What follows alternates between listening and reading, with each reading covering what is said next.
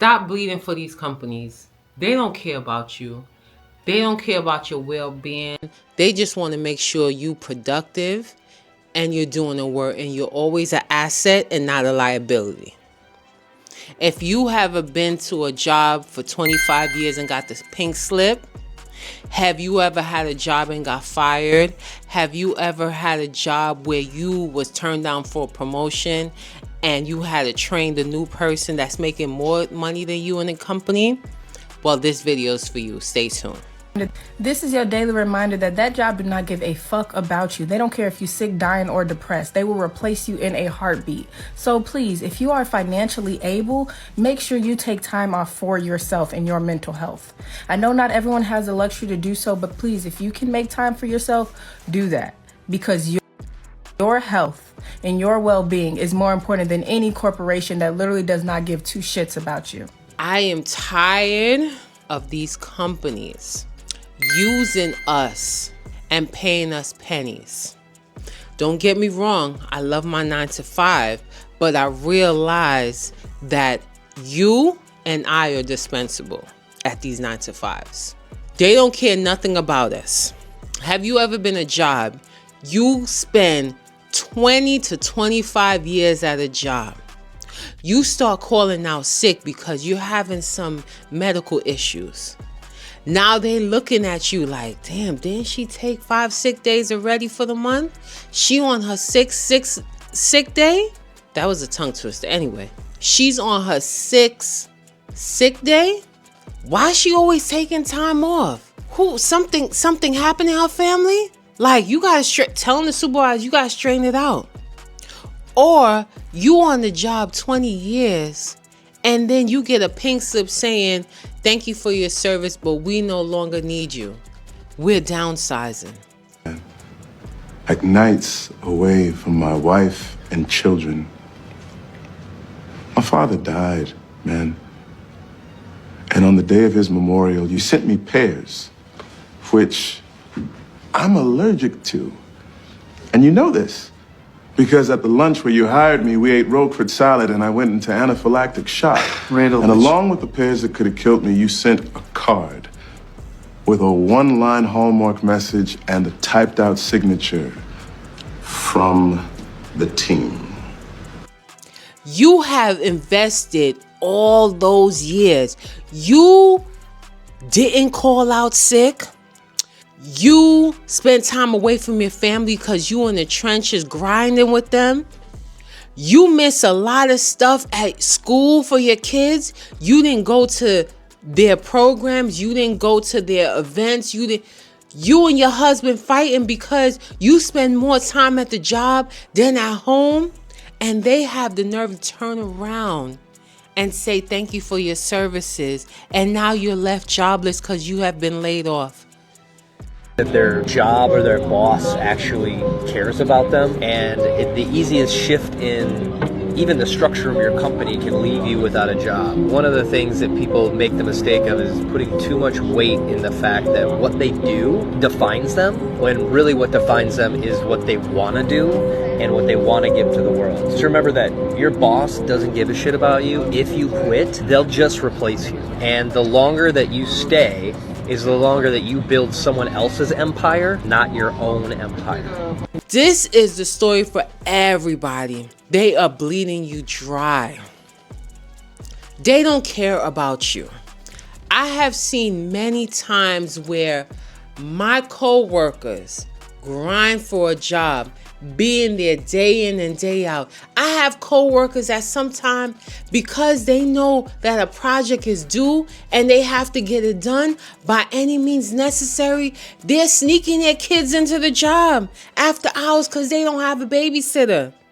They're taking their family with them on assignments because they know they need to get it, because the boss don't care about what you have going on in your personal life. You're not doing 40 hours every week no more.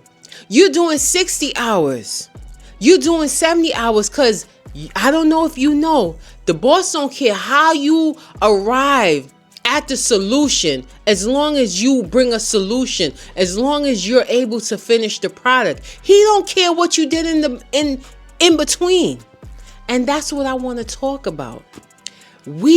I've seen it where people are doing a lot of work. And I mean, staying, doing the work, thinking they're going to be promoted, and seeing a new person coming in, taking the job that they thought they was going to get.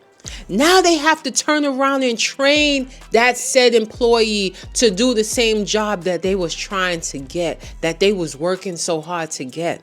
That shit sits deep within our spirit when we see that happen. Then we form, after all of that, then you like, I don't care about the job no more. Now you're an A employee. Now you turn into a C employee because you realize the job doesn't benefit you. The job is not for you right now. And that's what I want to talk about. Because, like I mentioned earlier, the boss doesn't care what you did to get the job done. They only care about the results. So why the hell are you killing yourself? Why are you killing yourself to see the same results? You and a colleague doing the same project. She or he gets the project done in 8 hours. You struggling because you want it perfect. You want it tied in a bow. You want double check this, that, and the third, and you doing it for 12 hours. You think the boss cared that you stayed late? That is the baby boomers' way of doing stuff. Our generation, we have to work smart, not hard. Now, I'm not saying I love grinding, but I'm going to work smarter and not kill myself in the process. Because your family life, your health is affected when you do that. And then when you decide to leave, you think your boss cares? They're going to find a replacement really fast. And they're going to be like, Nikki, who? Oh, yeah, I remember that girl that used to work here. They don't care about you. Now you need to shift your mindset and don't feel like you have to produce so many hours to be seen. Now, I had a supervisor that once said to me, I'm working 12 hours a day now because I'm a salaried employee. I'm working 12 hours because the stuff I need to get done. And she turned to me and said, now show me if you could produce that in 8 hours, then I'll be impressed. When she said that to me, I was like, oh no, I'm doing something wrong. Because why I'm killing myself? I said I'm doing something wrong because why am I killing myself to receive the same results as a person that be working 8 hours? We need to scale back. And I'm here to talk about how you can scale back and how you can change stuff. Because there's a lot of people on this platform that has been working 10 to 15, 20, 25 years in a company and are being laid off. You need to invest in yourself. You need to use everything developed as a result from this job and use it in your favor. Now, I have this coworker. She always says, I gotta plan my exit strategy. And I'm looking at her like, all right, okay, plan your exit strategy. But not understanding what she mean because she know these jobs, they don't care. Once you move from being an asset to a liability, that's when all bets are off. They're calling HR, find a replacement really quick. We need to damage control. And that's what you need to remember. Going back to how you can make sure you are protecting your profession and protecting your livelihood, you need to educate yourself on that job. I don't care if you work at McDonald's. Get more education. If you only do flipping the burgers, try to work the fries. Try to work the register. Try to see how you could cut down costs. To be there more than 8 hours a day, but try to reap the benefits of the training. Try to expand your knowledge. Don't just be flipping burgers. If a job sign you up for training, it's in your best interest to get that training, because you can always take those training elsewhere. And if you feel like you are not well to go to work, oh well, so be it. Call out sick, because what can they do if you call out sick? There are labor laws behind people calling out sick, and the employer is upset about that. If you feel you need a break because the task is daunting, you take that break. You request, you could use your PTO, use your time, but don't invest. Don't bleed for these companies, because when it boils down to it, you're dispensable, and you need to fully understand that. You need to protect yourself, gain as much education. If you have a job where it's flexible, you could come and go as you please. Further your education. Go back to school.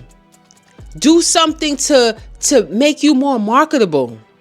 If they send you for paid training, get all that paid training.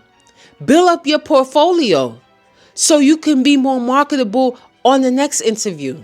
But don't be at a job and be complacent and you're just used to that job. Maybe that job have perks where your manager treats you with the utmost respect. They're friendly, they're courteous, they're kind. Don't just stay in the position because you and that manager is cool. Because keep in mind, you could be friends with that manager, but that manager still has to do the job that they were paid to do. Because you didn't go to that company to form any friendships. And that's what we don't understand. We feel, oh yeah, the boss is cool with me, this and that I could do. No. Because I know if I have a business and I'm cool with my employees, but they're costing me money, you got to go. And if you have a business mindset, you will understand that. I will never tell my boss or give my boss a hint that I'm making moves. No. Because what my boss going to do, prepare for my departure. You got to think and strategize how you're going to move to make sure that move is worth your while. Now, that's my little spiel I have for you today. If you have a comment about this topic, hit it on the bottom. Until the next video.